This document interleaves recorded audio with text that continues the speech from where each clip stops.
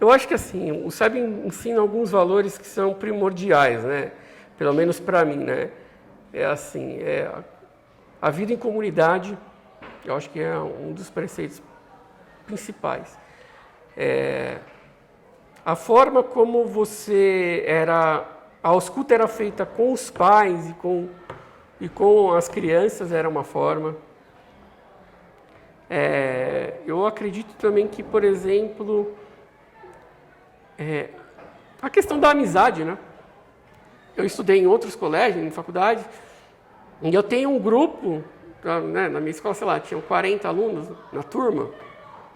Eu falo com, sei lá, 6, 7, meia dúzia. Esporadicamente eu falo com eles, entendeu? Um ou outro eu estudei, sabe? Encontrava.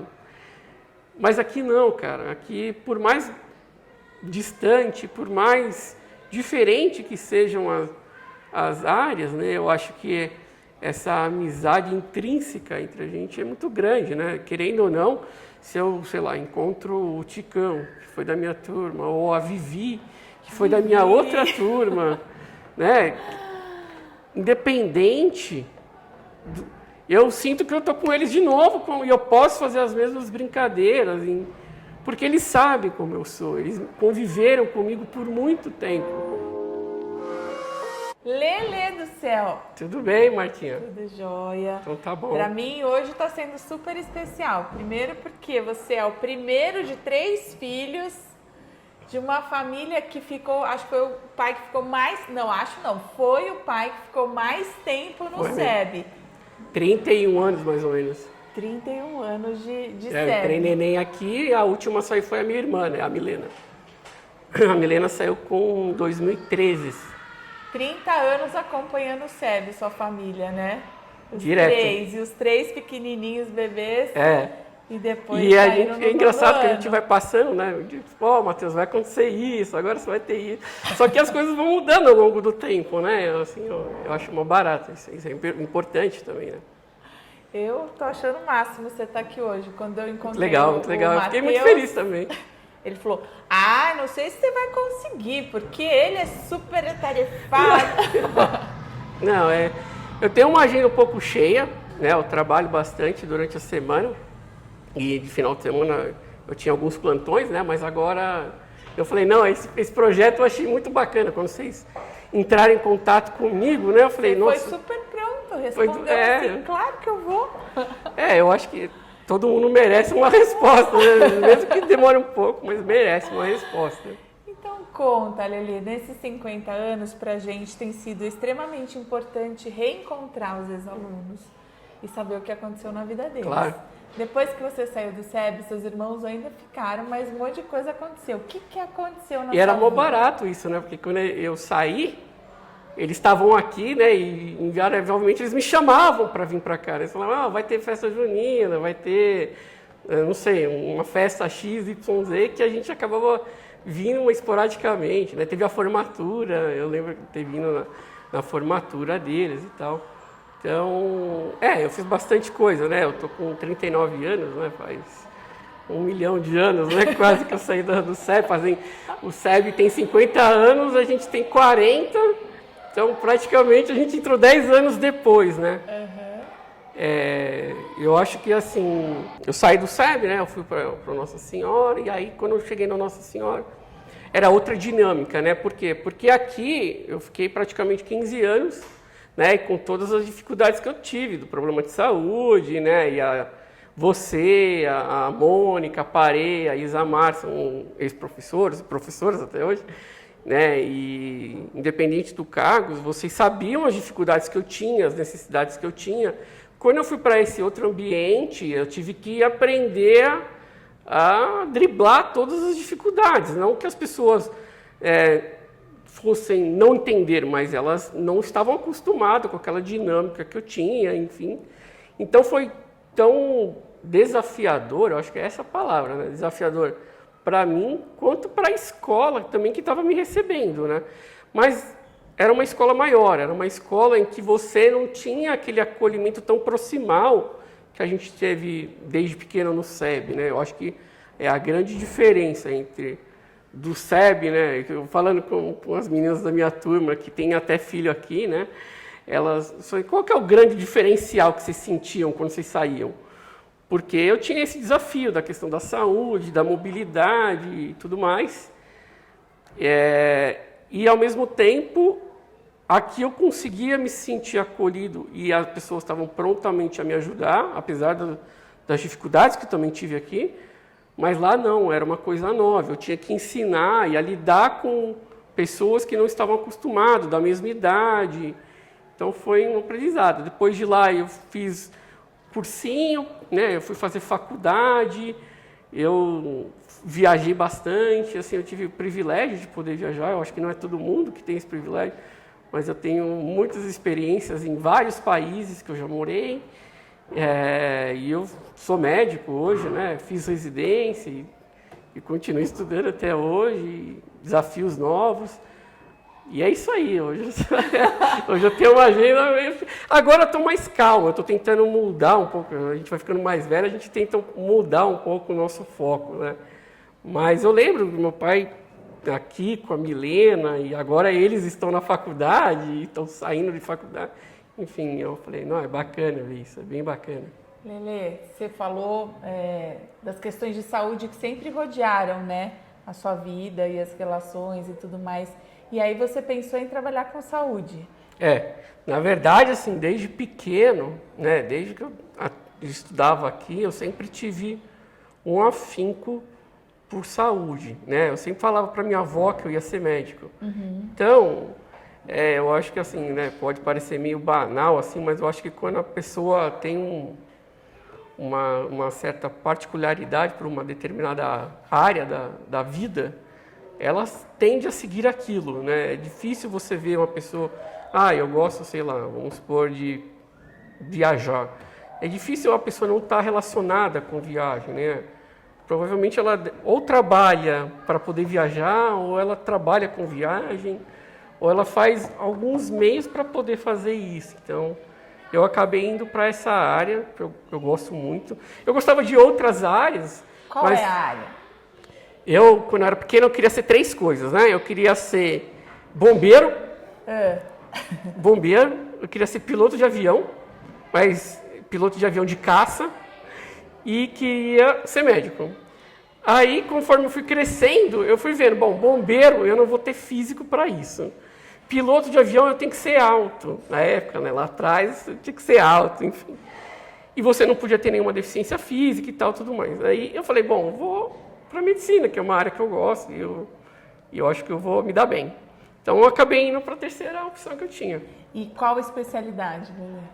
Então, hoje, eu faço uma especialidade que ela é um tanto desconhecida para o brasileiro, mas é uma especialidade bem importante, né? Porque lida muito com o sofrimento das pessoas, que é uma área chamada medicina paliativa.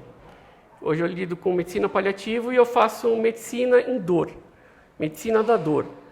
Então, os dois combinados, né, você consegue fazer um trabalho super bacana. Eu gosto bastante dessa área. Exatamente o que? Explica, conta mais. Então, quando eu estava na faculdade, eu gosto, por exemplo, de pediatria. Eu quase fui fazer pediatria, né?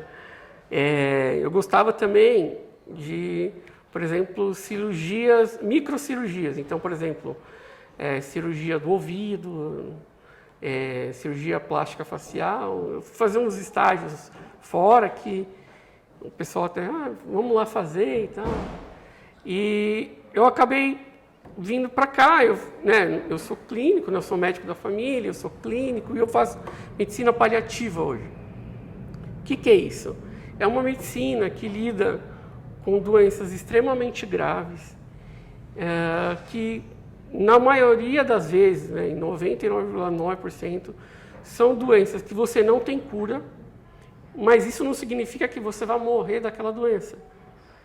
Isso significa que essa paciente tem uma doença crônica e que invariavelmente vai trazer muito sintoma, e a briga com a doença vai trazer muitas demandas, muito sofrimento, não só pela paciente, mas quem convive com aquela paciente. Então, eu sempre falo assim, hoje, né, eu sou um médico mais velho, assim, o meu irmão está fazendo medicina, eu falo assim para ele, ó, você tem que entender algumas coisas. A medicina não é simplesmente ir lá, operar e acabou. Ou você dá o remédio e vai embora. Por quê? Porque por trás daquilo tudo tem uma confiança que você tem que ter, um vínculo com o paciente, você tem que ver quais são as expectativas sobre aquilo que você está prescrevendo, orientando.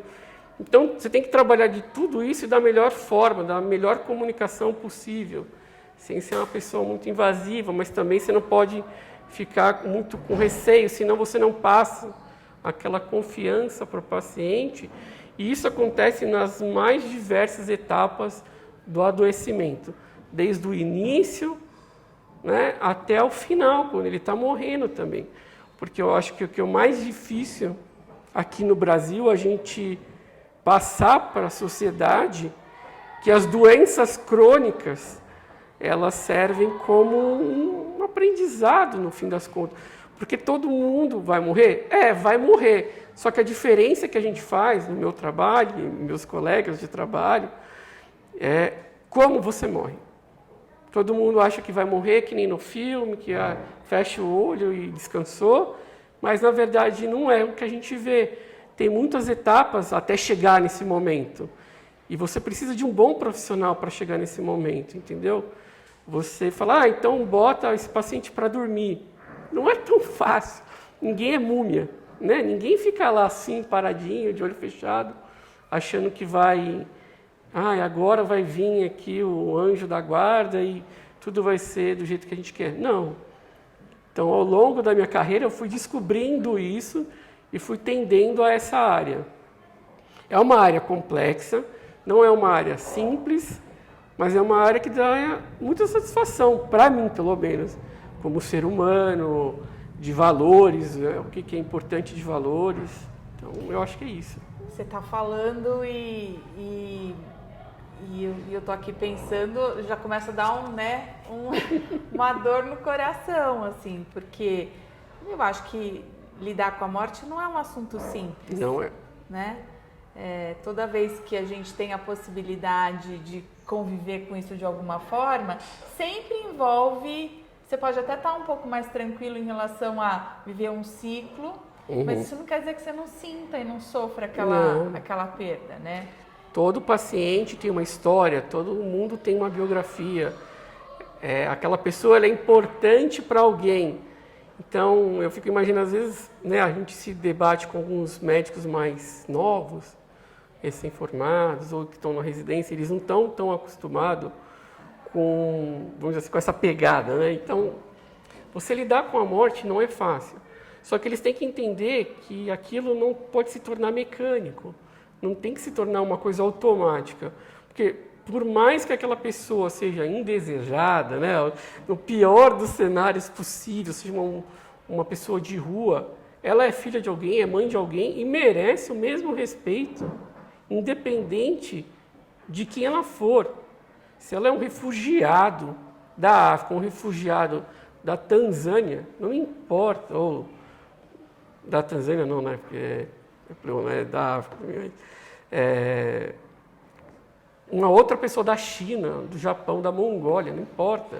São todos seres humanos, têm que ser tratados com dignidade. E quando você chega para esse trabalho, né, o que você acha? Você falou algumas coisas, mas o que você acha que é uma força necessária em você? Assim? O que você entende que é fundamental e que não pode faltar no seu atendimento num momento tão delicado? Porque, de verdade, a gente está aqui conversando e vai me dando um aperto, né? Um aperto, assim. E a gente está falando de um assunto que eu não estou experimentando. Não estou experimentando de alguma maneira, assim, porque eu acho que a minha mãe hoje com Alzheimer, você vive uma despedida de um jeito diferente. Sim. Né? Então, teoricamente, saúde mesmo, do ponto de vista de tem que tratar o coração agora, isso não tem. Então, é uma outra relação. Então, esse assunto, claro, até por conta do que a gente está vivendo, ele me toca de alguma maneira, claro, de pensar em como é que a gente pode fazer a vida dessa pessoa ser mais... Melhor, de uma forma mais qualificada, digna isso, né? Com qualidade. Então, que para você é importantíssimo quando e que você não abre mão no seu trabalho? Eu não abro mão de algumas coisas. Por exemplo, uma das coisas que eu prezo muito, né, quando eu vou trabalhar, por exemplo, todos os dias, que foi um valor que, por incrível que pareça, é óbvio que isso vai parecer meio estranho, mas, por exemplo, eu aprendi questões de religiosidade aqui no SEB, né? Eu fiz primeira comunhão aqui no SEB, então ter esse primeiro contato, por mais que não seja o formador do seu pensamento, ele é muito importante. E hoje eu vejo que assim, o quão importante é você discutir isso com os familiares. Por mais que você seja cético, eu sou ateu, eu não acredito. Ok, então a gente vai priorizar a parte técnica, científica, vamos, não tem problema. Porque também garanto que eu vou fazer um bom trabalho técnico, mas ao mesmo tempo a gente tem que parar para pensar em outros fatores que são importantes. E a religiosidade é uma delas, né? É um fator que eu não abro mão. Outra coisa que eu não abro mão é a ausculta. Eu acho que para você entender qualquer paciente, em qualquer das residências que eu fiz, em todas elas, eu sempre tive que aprender a auscultar.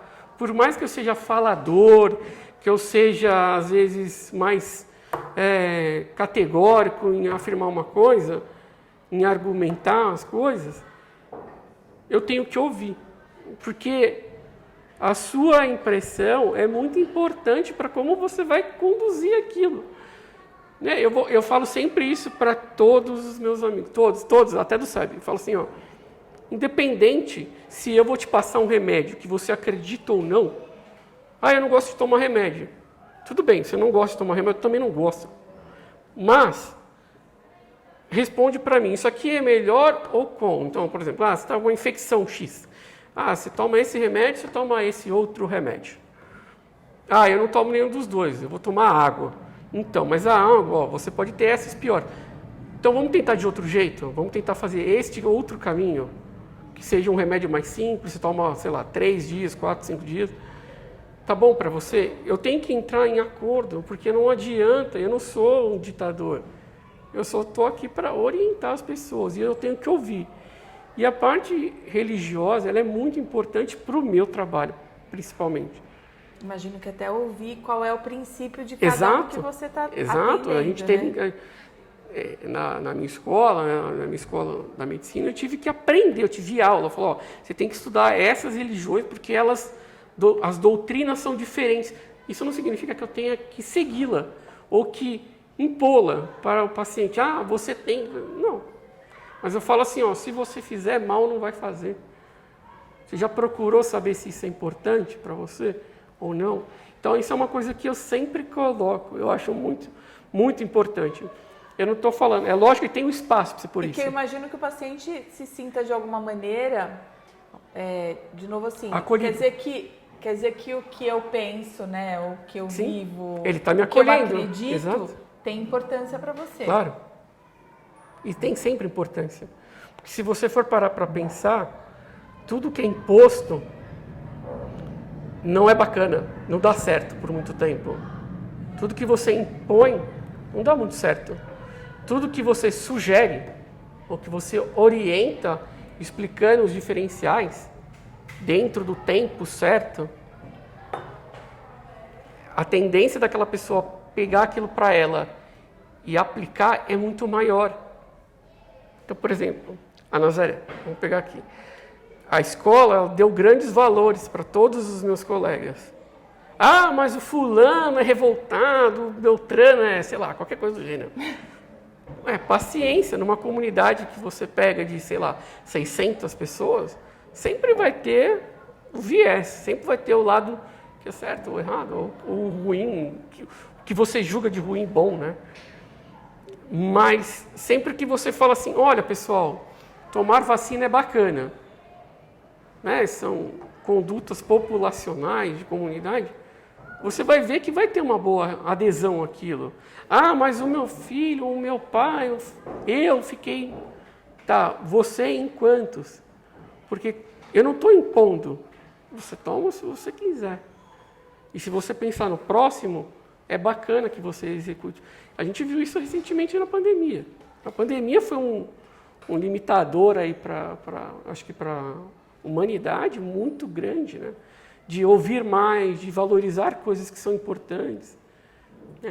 Estava estudando esses dias que, assim, fiquei até triste. Não vou falar que eu fiquei chocado, mas eu fiquei triste porque, assim, é diferente. O médico, quando você está na faculdade, se você, por exemplo, entrevistar o meu irmão, ele aprende a bloquear um pouco os sentimentos. Mas conforme você coloca ele em posição ou em situações que aquilo remete a alguma coisa, ou que ele já passou, já teve uma experiência similar, aquele sentimento que está lá no fundo, adormecido, ele vem. Entendeu? Então eu falo assim, eu não fico chocado porque eu estudo e eu vejo como funciona, entendeu? Então, por exemplo, eu estou com dor de cabeça e você bateu a cabeça, eu sei que você vai ter dor de cabeça porque você bateu a cabeça. Está entendendo? Mas eu não fico chocado com aquilo, mas, por exemplo, você fala assim, puta, bateu a cabeça e desmaiei. Puxa, isso eu vou... isso aqui pode achar estranho. Então, tem fatores que eu acho estranho. Tem fatores que eu acho que diretamente influenciam no meu cuidado, né? Que diferenciam como você trata as pessoas, né? A forma como você aborda é uma delas, né? A forma como você planeja o tratamento é outra. Né? O que a gente vê muito assim é tipo o paciente, o pai, a mãe, o filho estão doentes, aí vem o tio que mora de longe, aí chega, mas mamãe e papai falavam até 2 dias atrás, mas quem estava ali do lado? Era o seu irmão? Então tem coisas que a gente vai sentar, vai conversar, mas calma, você tem que entender o processo. E isso é difícil, né? Isso é difícil, extremamente difícil, e todo dia a gente tem que aprender. Os valores que a gente aprende aqui na escola são fundamentais para isso. Quais, então? Porque, assim, você está falando e eu tô, assim, lembrando de você aqui, né? Né? Agora, E de verdade, pra gente é um baita orgulho ver, Não. Né, relembrar. Então você está falando, eu tô vendo um homem, um médico, que de verdade eu adoraria ser tratada por você, assim, eu confiaria tranquilamente a minha vida nas suas mãos, e pensando tudo que a gente viveu junto como educadores e alunos, enfim. Então, o que você acha, Lelê, de tudo isso que você está falando? Você acha que a gente teve influência? Eu acho que assim, né? Eu acho que tudo na minha vida teve influência, independente de como eu era e de como eu sou hoje, né? Hoje, é óbvio, eu tenho quase 40 anos, né? Eu tenho que pensar um pouco diferente de quando eu tinha 30, 20, 12, 5, quando eu estava aqui. Então, eu sempre falo, né? Eu sempre fui muito arteiro aqui, né? Eu era muito bagunceiro. E eu era muito reclamão, e eu acho que até hoje eu sou muito reclamão. Se você perguntar para as pessoas que convivem comigo, elas vão falar isso. Então, eu acho que assim, o SEB ensina alguns valores que são primordiais, né? Pelo menos para mim, né? A vida em comunidade, eu acho que é um dos preceitos principais. A forma como a escuta era feita com os pais e com as crianças era uma forma. Eu acredito também que, por exemplo, a questão da amizade, né? Eu estudei em outros colégios, em faculdade, e eu tenho um grupo, né, na minha escola, sei lá, tinham 40 alunos na turma. Eu falo com, sei lá, 6, 7, meia dúzia, esporadicamente eu falo com eles, entendeu? Um ou outro eu estudei, sabe? Encontrava. Mas aqui não, cara. Aqui, por mais distante, por mais diferente que sejam as áreas, né? Eu acho que essa amizade intrínseca entre a gente é muito grande, né? Querendo ou não, se eu, sei lá, encontro o Ticão, que foi da minha turma, ou a Vivi, que foi da minha outra turma, né? Independente, eu sinto que eu estou com eles de novo e eu posso fazer as mesmas brincadeiras, porque eles sabem como eu sou, eles conviveram comigo por muito tempo. Eles viram os momentos bons e os momentos ruins. Sei lá, desde o tempo que eu lutava judô e jogava futebol, a quando eu parei de andar, enfim, tinha que ser carregada no colo. Então, tinha algumas coisas que aqui... E um valor que eu acho muito importante, que eu via muito assim, né, na pediatria, né, quando a gente passa na pediatria, que é o... Eu não sei como é isso, né, mas assim, o amor de uma mãe para um filho, né, a gente ouve, a mãe é chata. Tem algumas que são realmente chatas, mas aquela preocupação com a criança, ela é quebrada quando você passa a segurança necessária. Não necessariamente o que a mãe quer que você faça, porque daí entra em conflito a questão técnica, que a gente não está discutindo isso, a gente está discutindo o quão valoroso é o seu filho, né? O quanto está te trazendo de sofrimento, de uma febre simples a uma doença que ele tem que ficar internado numa UTI por causa de meningite, sei lá, alguma coisa assim. Então, acho que são fatores que... E eu via muito isso, né? Os meus pais tiveram muita segurança, porque tinha a tia Ângela, né? A enfermaria, eu tomava o remédio na hora certa, tinha o carrinho do remédio, eu tinha que tomar o remédio, elas iam lá, me davam o remédio. Eu tinha que comer para poder tomar o remédio. Aí vocês faziam comer forçadamente. Então, hoje eu vejo que, né, o quão importante foi esse tipo de dedicação, né, que vocês têm lá de trás. Eu acho que acredito até hoje. Né, que nem eu te falo, tem meninas da minha turma lá que tem filho aqui e que não abrem mão de pôr em outro lugar enquanto não for a hora deles voarem. Na hora que for a hora deles voarem, eles vão voar, porque acho que todo ser humano tem as etapas, né? Então, no outro colégio, eu tinha que tomar meu remédio, eu levava na minha mala, e se eu tivesse, sei lá, qualquer coisa, eu tomava o remédio. Então, na faculdade, a mesma coisa, enfim. Ainda mais dentro de um hospital, né? Todo mundo fala assim, você é médico, você é dentro do hospital, você pega qualquer remédio. Não é bem assim que funciona, né? O correto não é bem assim. É óbvio que você tem acesso mais fácil, mas não é do jeito que a gente pensa, não, eu vou sair tomando qualquer coisa. Então é bem interessante isso. E você comentou que você morou em vários lugares, né? Mas por quê? Porque foi passear, porque foi trabalhar, porque foi estudar? Eu fiz os dois, né? Na verdade, a maioria delas eu fui estudar. Eu estudei quando eu estava na faculdade de medicina, a grande parte delas, né? Então... e algumas outras eu fui quando eu estava na escola, na faculdade, né? Até a minha irmã, ela, coitada, ela não gosta muito que a gente toque, porque na 8ª série a gente ia para Disney, né? Meu irmão foi, no ano dela ela não foi, ela ficou muito brava. E a gente teve que viajar com ela depois, mas tudo bem, a gente deu um jeito, né, de recuperar isso. Mas eu fui para países da Europa, eu fui para os Estados Unidos, eu fui para o Canadá, já fui visitar a minha prima que mora na Nova Zelândia, então eu viajei bastante. Mas morar é interessante, porque eu falo assim, quando que você mora num lugar, né? Mora quando você tem que ir no supermercado e comprar produto higiênico, por exemplo, de limpeza, né? Tipo, sabonete, né? Umas coisas que, se você está viajando, mesmo se for de mochilão, você não vai sair comprando, você leva o teu, entendeu? Essas coisas. Então, quando você tem que comprar essas coisas, né? E você está morando, literalmente, para mim. Então, eu já morei em alguns países, pobres, eu já morei em alguns países que são extremamente ricos, né? Então, eu já morei nos Estados Unidos, eu já morei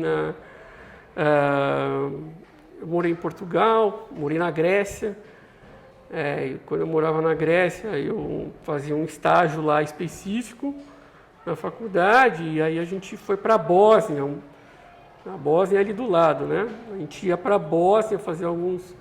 Eu conheci dois serviços na Bósnia, por conta do estágio mesmo e tal. Então, assim, você vê as diferenças. E o mais legal, acho que, de tudo isso é a forma que eu desenvolvi, que eu tive que aprender aqui, inclusive, de como explicar a minha doença, de como explicar minhas dificuldades para outras pessoas que nunca viram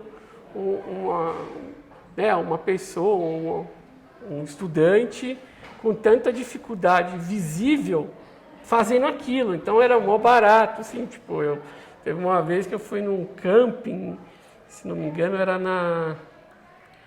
era em Ljubljana, era no interior da Eslovênia. A gente foi numa praia lá, e uns amigos meus que estavam fazendo estágio junto comigo, eles eram da Hungria. E aí eu lembro até hoje que eu falei, meu Deus, agora como é que eu vou ter que fazer isso? E eu fui com a cara e com a coragem, entendeu? Falando, eu dou um jeito, nem que eu tenha que pedir 1 milhão de ajudas como eu fazia aqui com todo mundo. Eu faço em qualquer lugar do mundo, Me viro na língua, se tiver em Hong Kong lá, eu me viro para falar com os caras. Eu acho que é bacana esse tipo de viajar, porque todo mundo bota um rótulo, né? Querendo ou não, né? Pessoas que são estigmadas com algumas doenças ou alguns trejeitos, elas acabam tendo que criar maneiras de vamos dizer, sobreviver. Não é bem sobreviver, mas lidar com a vida. E aqui eu tive que aprender a fazer isso, né? Principalmente para chegar para uma pessoa da faxina e falar, o senhor pode me ajudar com isso? Eu não consigo. Então, eu tive que aprender a fazer isso em todos os âmbitos da minha vida. Não vou dizer que eu fui muito simpático em todos, não vou dizer, sou um ser humano. Mas eu conseguia fazer as coisas do jeito que eu tinha que conseguir, porque senão era aquilo ou não era, né? Uhum. E Lelê, assim, quando você conta tudo isso, que coisas você acha hoje que são tão importantes? Então, você foi dizendo assim, os estudantes de medicina precisam entender algumas coisas. Que, claro, a experiência faz toda a diferença aí num monte de lugares, claro, né? Mas que coisas você acha hoje que a gente não pode deixar de pensar como um valor super importante de ser trabalhado na escola e que quando você percebe, por exemplo, um estudante chegando sem esse valor, atrapalha muito o trabalho, piora muito a vida do paciente. Que coisas você acha que nenhuma escola deveria deixar de cuidar? De cuidar? Eu acho que assim, hoje em dia, né, eu já dei aula em sala de aula para aluno de medicina. Hoje em dia eu dou aula, né? Eu sou instrutor de médicos residentes lá dentro do meu hospital. Eu acho que um grande valor que assim, é fundamental são questões de respeito, independente de quem seja a pessoa, entendeu? Então, assim, a questão do respeito, da comunicação. A comunicação é uma coisa que a escola ensina que é fundamental. Eu estava vendo a entrevista da Irina, né? A Irina falou que é comunicadora, jornalista, né? Depende muito de como você se comunica, porque você tem um jeito, eu tenho outro, meu pai tem outro, o paciente tem outro. E você não pode menosprezar o conhecimento de ninguém.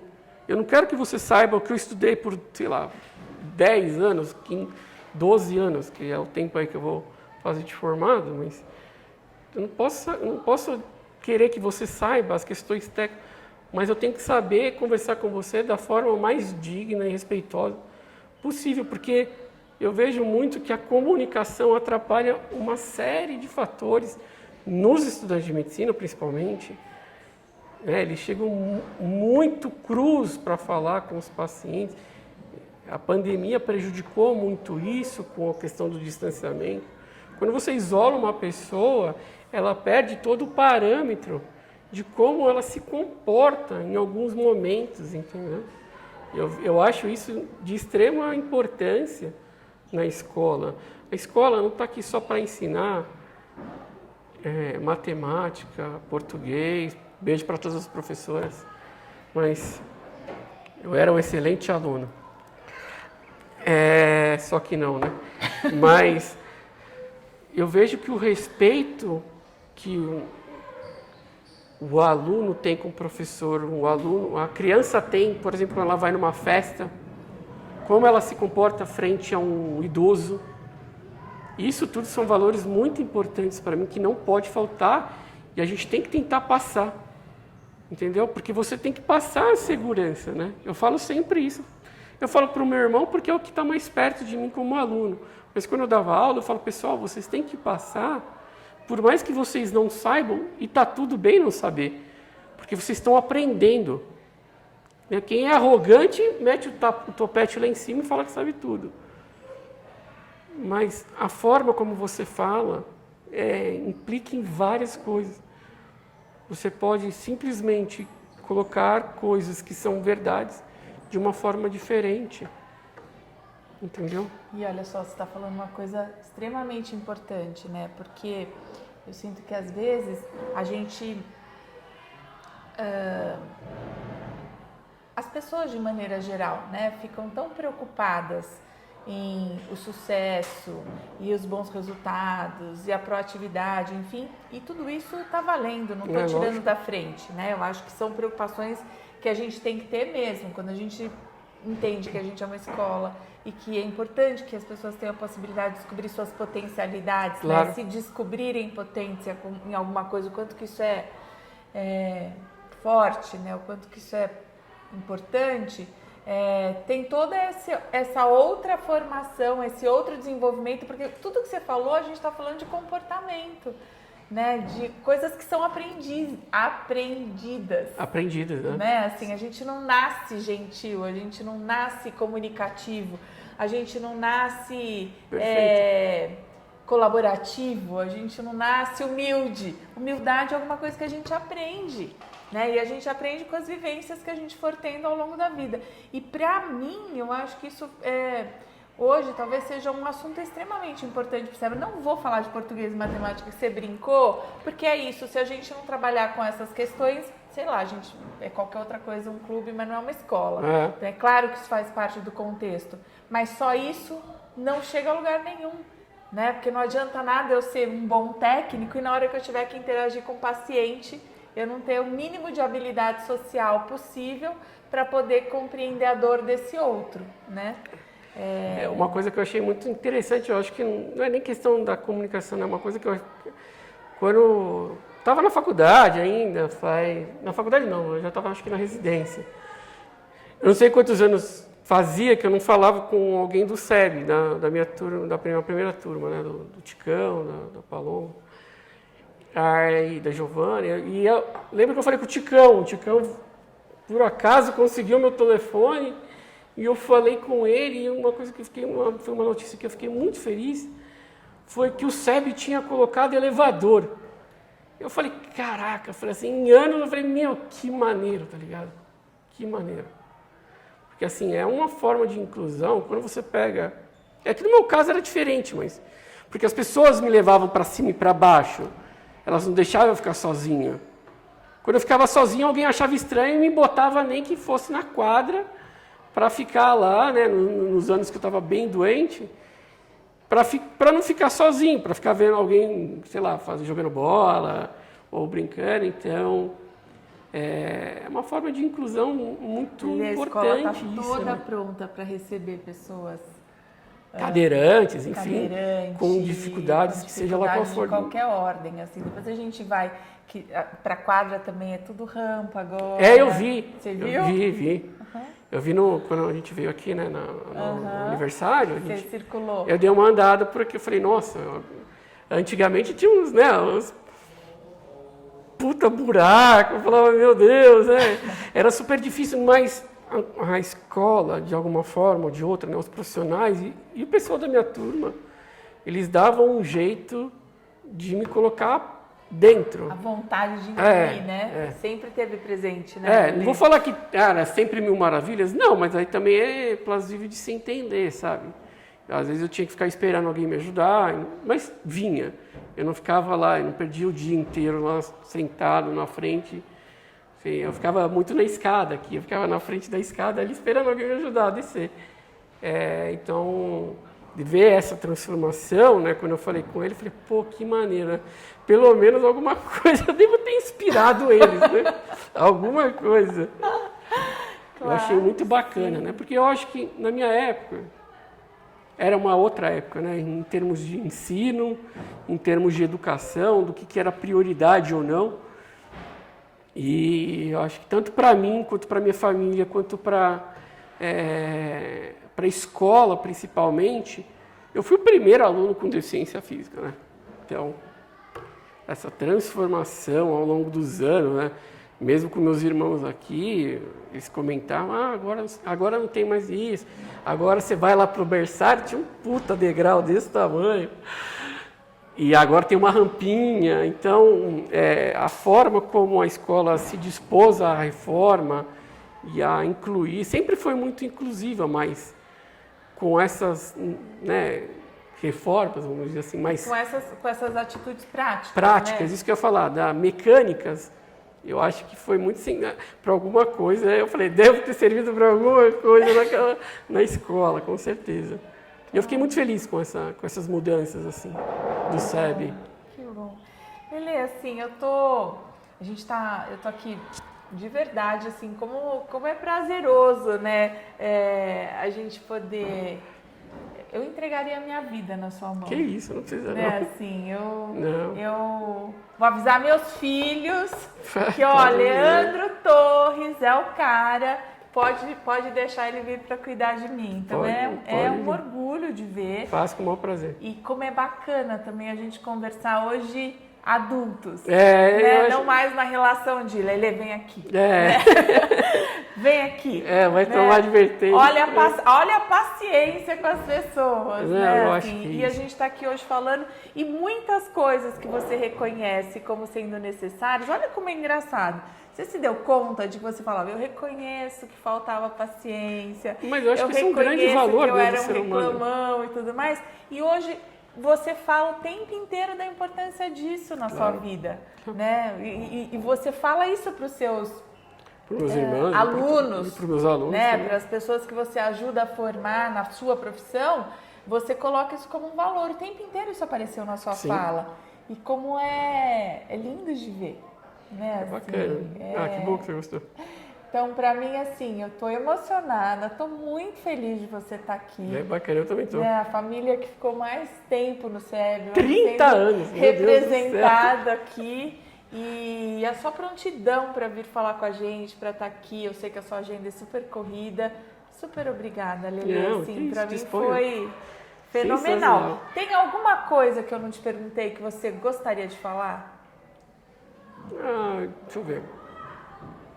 De cabeça, assim, eu gosto muito de lembrar dos eventos do que eu tive aqui, né? Assim, eu lembro vários eventos. Eu lembro quando a gente jogava com outras escolas, né, com o Vértice, que era tipo um derby das escolas, né? Um negócio assim. E uma outra coisa legal que eu vejo, assim, por exemplo, na época do meu irmão, quando ele estava saindo daqui, o SEB virou referência, né, para botar no Vértice, né? O Vértice recebia muitos alunos do SEB que estavam se formando e iam para lá. Então, eu gostava muito, eu gostava da feira cultural. Eu estava até lembrando no grupo lá do SEB que a gente tem lá, o pessoal falando da feira cultural. Eu lembro, sei lá, eu estava acho que na 4ª série, 5ª série, a gente não podia fazer os painéis, porque os painéis eram da 8ª série. Eu lembro que eu sentei lá do lado de alguém, ela falou, deixa eu pintar aí com o rolinho lá. E eu pedia para a Mônica sempre para poder fazer essas atividades que eram dos mais velhos, né? Eu achava mó barato. Eu lembro da Olimpíadas, eu lembro do evento da Olimpíadas lá, que foi no ginásio, a primeira Olimpíadas do ginásio. Eu lembro que a gente cantava hino nacional aqui na quadra, cara, era mó barato. Via o eclipse, quando tinha eclipse da lua, a gente ia lá para baixo, cada um trazia um pedaço de, tipo um raio-x, assim, para ficar com óculos escuros. Eu achava muito legal. Então tinha É várias... bom lembrar? É? É bom lembrar? É bom lembrar, é nostálgico, mas é bem legal. A fazenda. Eu fui em todas as fazendas. Todas as viagens, todas. Até quando eu estava muito doente, né? A gente conseguiu que um recreador, o Sacha, né, fosse comigo para me ajudar. Nossa, foi sensacional. Eu lembro de todas, sem exceção de nenhuma. Às vezes o pessoal se perde no tempo, não lembro muito disso, tá? Mas eu lembro algumas coisas que marcavam assim a gente, né? No refeitório a gente tinha aquelas mesas, né? Que todo mundo comia com todo mundo, não tinha, você é da primeira série, você não pode sentar aqui. Tinha as divisões, óbvio, né? Que era para manter o controle, mas na época do... Para organizar o horário também, né? Foi o primeiro bandejão que eu comi, pô. Aí eu chegava até no bandejão lá da USP, lá da cidade universitária. Pô, eu falava, isso aí, filho, isso aí é macaco velho aqui, rapaz, eu sei até como funciona. No hospital, quando eu fazia residência, eu combinava, eu falava, não vou comer essa carne aí não, me dá 2 sobremesas e tal. O cara falava, não, beleza, pode ir, vai. Era bem bacana. Então, assim, tem coisas que eu lembro daqui que eram muito maneiras, né? Muito maneiras. E eu vejo que ao longo dos anos, muita coisa mudou e muita coisa tinha que mudar e muita coisa mudou para o bem. Algumas coisas dá para se adaptar, mas, por exemplo, na minha época eu não podia trazer brinquedo. Era caótico trazer brinquedo. Né? Você não pode trazer o brinquedo, porque senão... Eu lembro que eu tinha um monte de carrinho. Aí eu lembro que quem foi que pegou? Não sei se foi a Mônica. Sei lá, uma das tias que cuidavam da gente pegou meu carrinho. Eu fiquei bravo, né? Eu falei, fiquei bravo naquele dia. Mas eu falei, tudo bem, vai. Aí eu trazia escondido, não podia trazer. Era muito legal. Tinha várias coisas que a gente fazia aqui que eu acho que, assim, criam-se valores, né? A importância que você dá por você fazer uma brincadeira no determinado tempo, no tempo certo, né? Como que a gente faz para brincar? Tipo, vai brincar de futebol? Tá, mas antes tem que ter a aula X, vai fazer o HE? Nossa, eu lembro que no HE eu aprontava. Horário de estudo, né? O HE eu ficava no corredor, aí eu entrava mais tarde, assim... A Débora, assim, a Débora. Professora Débora. Ela entrava, ficava brava. Onde você estava? Eu falava, não, estava chegando, né? Dava uns migué também, né? Dava uns migué, mas eu acho que tinha várias coisas. O microfone é imbatível, né? O microfone era sensacional. O microfone, você está lembrando da chamada? Da chamada, né? Que eles falavam. Era sempre assim, né? Daniel Sinoretti, Ticão e Carol. Eu lembro da minha época. Tico, Ticão e Carol. Era o mais clássico. Teve um aluno que veio, você ouviu falando? O Piton, né? O irmão do Piton. Lembrava, né? De todas as chamadas. O Tico, Ticão e Carol. O Felipe era da nossa turma, né? O Felipe. Então, foi bacana. Eu acho que assim, tem vários momentos. Tanque de areia, né?